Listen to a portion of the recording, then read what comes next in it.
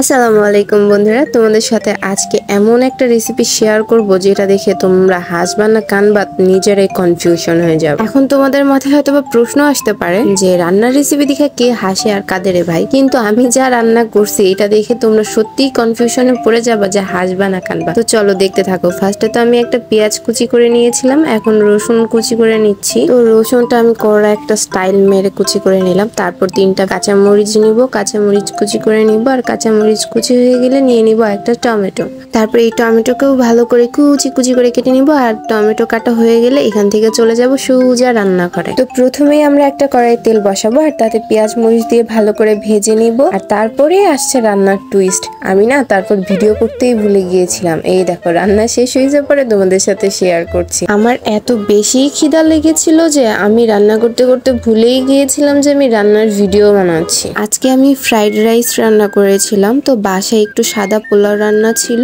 কিন্তু মাংস বেশি ছিল না, মাত্র 2 পিস মাংস ছিল। তো ভাবলাম চলো এটাকে দিয়ে ফ্রাইড রাইস রান্না করা যাক। এই রেসিপিটা মুখে বলে দিই। ফার্স্টে তেলে পেঁয়াজ মরিচ ডিম টমেটো আর হইলো মাংস কুচি দিয়ে ভালো করে নেড়ে তাতে পোলাও দিয়ে অল্প একটু ম্যাগি মশলা ছিটিয়ে নিলে আজকের মতো আমাদের ফ্রাইড রাইস হয়ে যাবে। তো আরেকদিন ইনশাল্লাহ তোমাদের সাথে রেসিপিটা শেয়ার করবো। আজকে এখানে বিদায় নিচ্ছি। আল্লাহ হাফেজ।